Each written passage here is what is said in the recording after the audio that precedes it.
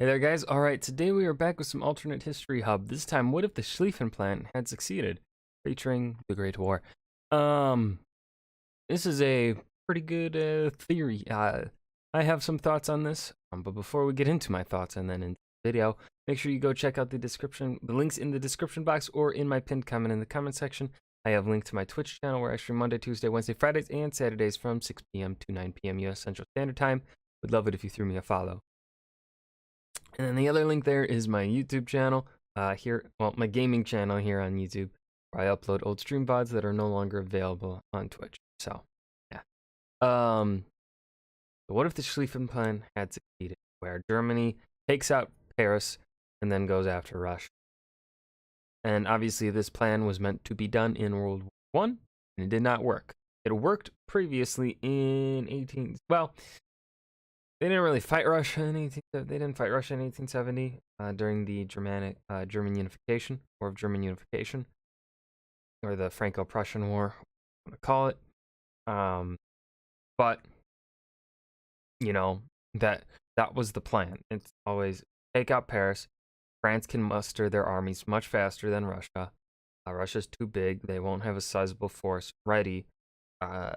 So we can sacrifice taking Russian land by just taking out the French real quick and then taking the Russian.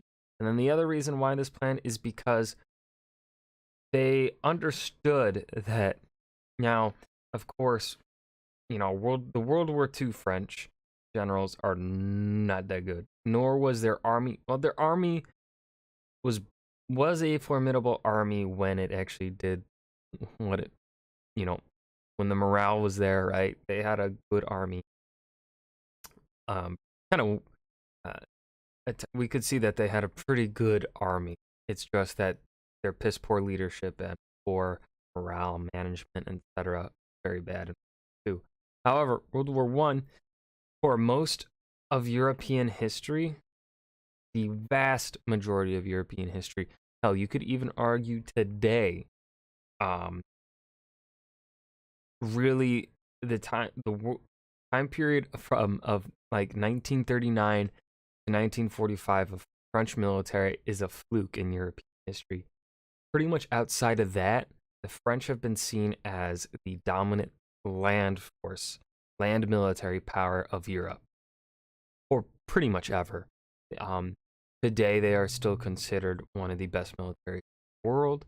Now, the British might have them beat. That one's hard, but I think that's because really the British are capable of, in terms of modern day, they are able to still project their power, I think, much more effectively on a wider scale than the French can. But the French are still very capable of it, and I think their ground military might be slightly better than the British. But that you could make arguments for either way. But for most of European history, the French have been seen as the dominant land military power. Up until really, I mean, you could argue, of course, 1870 to 1918 saw German-Prussian military dominance over the French because of, Prussians, once Germany was unified, they had a very formidable fighting force, and of course they did beat the French. And had the British not been there with their colonies and stuff, it is quite likely that the French would have lost World War I, because the German military was that much better. Like, the German military of World War I is perhaps one of the greatest militaries in world history, because it was a very good fighting force. The amount of land and fighting that the Germans had to cover in World War I because of weak allies like Austria-Hungary, and they also had the fact that they were being as effective as they were fighting Britain and France on the Western Front while still also dealing with the Russians on the Eastern Front, because the Austro-Hungarians were ineffective and useless pretty much, is a big deal. That's crucial. But anyways, yeah, what would have happened? Honestly, I don't know. France would have lost. Britain would have surrendered. They would have just signed some peace deal. They would have been like, ah, whatever. All right, you won Europe. We'll let you have it or something. Because the Germans wouldn't be able to invade Britain, and the British wouldn't be able to land an invasion on Europe once France fell in World War One. So yeah, that was a 5-minute ramble. Let's go ahead and dive into the video. Alternate history, it's always fascinating to predict the different timelines which would differ from our own. The slightest change can put the world down a much different path.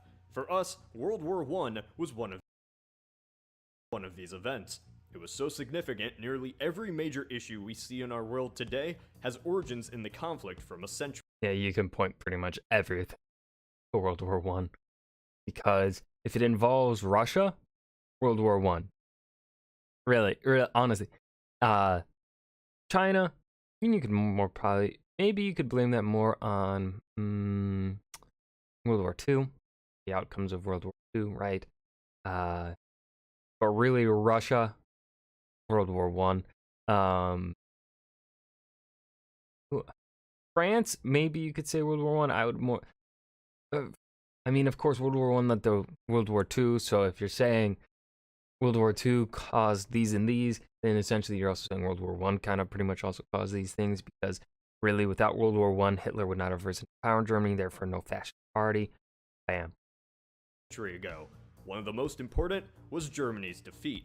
This loss led to the massive disillusionment inside Germany, the Weimar Republic, and eventually the rise of Hitler. Simply put, this loss directly led to World War II. So what if Germany had not been defeated in the war? More specifically, what if they in fact defeated France, Britain, and Russia using their original plan, the Schlieffen Plan? The Schlieffen Plan was a deployment plan created by Alfred von Schlieffen, basically as a thought experiment on how to deal with Germany's neighbors. Germany was surrounded by rivals, France to the west and Russia to the east. There would be no way Germany could win a protracted defensive war against France and Russia, so to win, the Germans would have to quickly invade and take Paris. Only way to do this was to maneuver past the French defensive border by invading Belgium. The army would have to quickly march on Paris, knock out the French, make peace on the Western Front, then send the troops to deal with Russia. Eventually, the plan became adapted as the best scenario in how to deal with these two in case of a war. Fortunately, once the Archduke Franz Ferdinand was assassinated and Europe mobilized its armies, the plan became a reality. Cody! Whoa, what's happening? Cody! Sorry, I'm just doing the same thing that you did on my channel. Oh yeah! Wasn't that in your new video? That was fun interrupting that. Yeah, it was actually. And it's about the Schlieffen Plan as well and covers the topic more in depth. In fact, my channel, The Great War, has plenty of videos covering World War I topics in detail. Well, I'll certainly check that new video out. That sounds great. Now, how do I get out of this cross promo? I think you just kind of go. Oh, okay. Ooh. Ooh. Like Indy said, if you want to learn more specifically about the Schlieffen Plan and why it failed, check out the Great War's brand new video.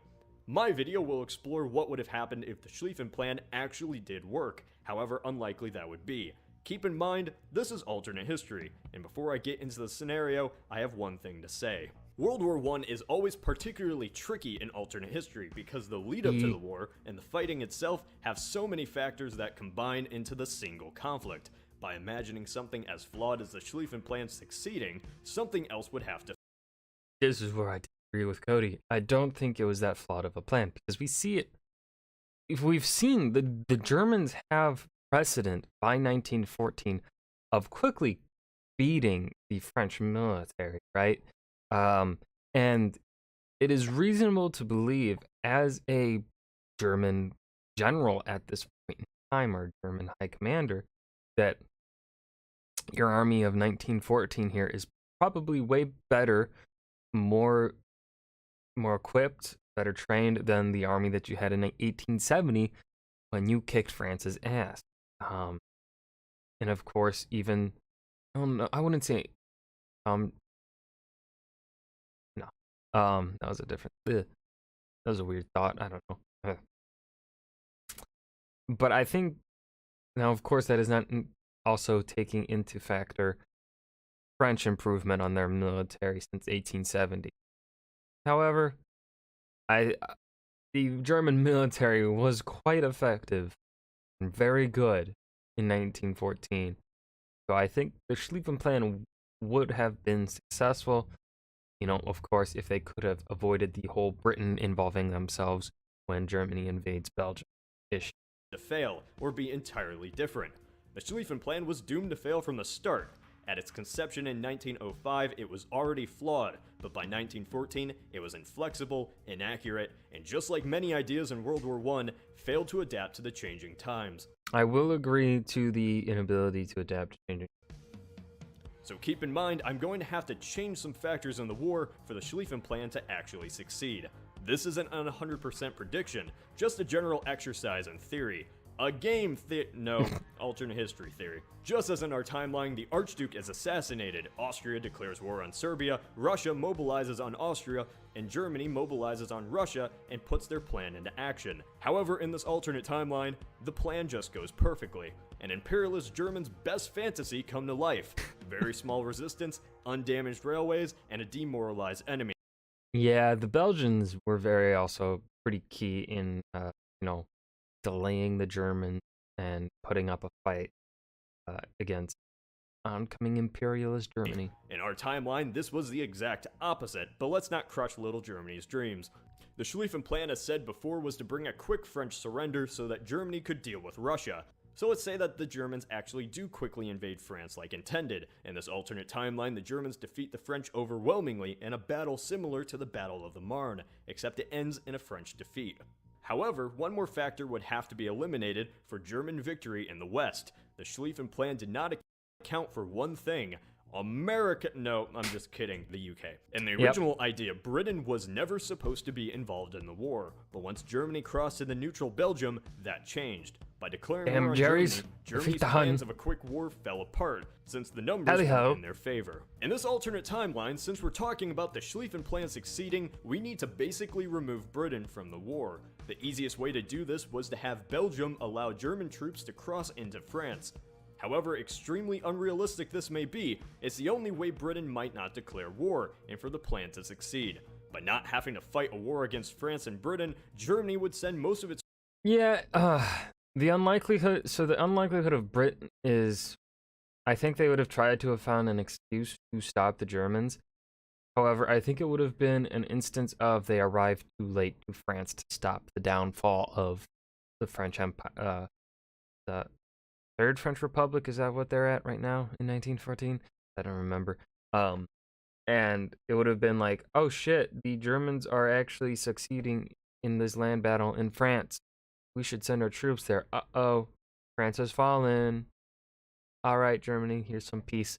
That's how I see it. Its troops to the east to fight off the Russians. In our timeline, its ally Austria-Hungary was fighting a war against Russia in Little Serbia, and basically losing on both fronts.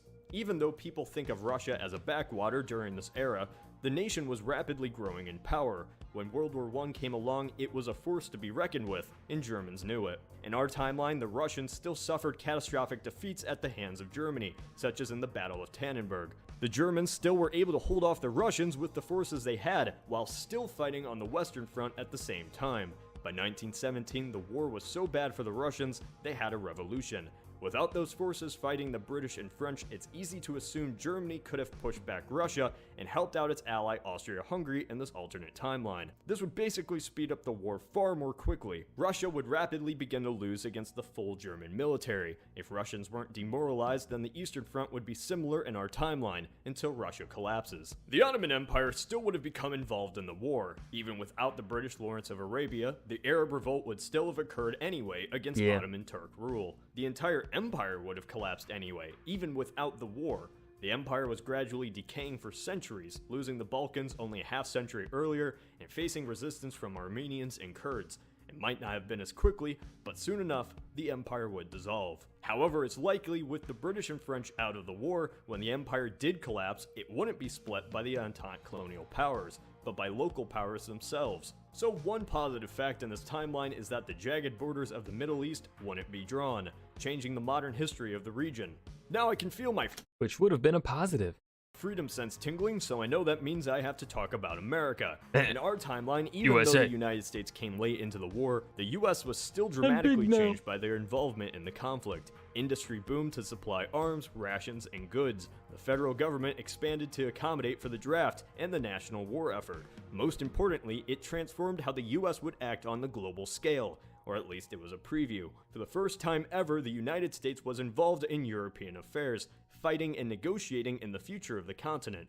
World War I showed the US could be influential politically, financially, and militarily. In this alternate timeline, since the war ends in a German victory or ends before the United States has a reason to enter the war, the US would remain in an isolationist attitude, disconnected from the affairs of Europe. Since World War II never would occur in this alternate timeline, the US could very well remain isolationist for much of the 20th century. The United States also never faces the brash new face of nationalism as a result of the war. With this nationalism came a resentment for German Americans. Up until this point, German Americans had lived in the United States for years, with strong connection to their heritage. Some still even spoke their language in parts of the Midwest. However, once the war came, xenophobia forced them to shed their language and heritage to appear more American. In this alternate timeline, today America has a much more prominent German heritage in its culture and national identity. Yeah, look at that. Germans just, I mean, of course, out here, there isn't much. All of this is very much land. Well, actually, holy shit, Pennsylvania. You are very German. But of course, here is I think that's Philly. Is that Philadelphia right there? I'm assuming that's Philadelphia. Yeah, all of these you see where it is this light blue German, that is pretty much farmland, really. Here you have Chicago, which is African American. Actually, I think this is wrong now. I don't think it's African American. I think it's Hispanic. I think this has changed. Chicago. But obviously, the big cities have more of, I guess, Latin American and African American ancestry to it. Well, actually, except up here, New York, got the Italian.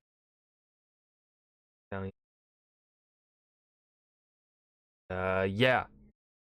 A lot of this is just farmland, though, but it's still a sizable amount.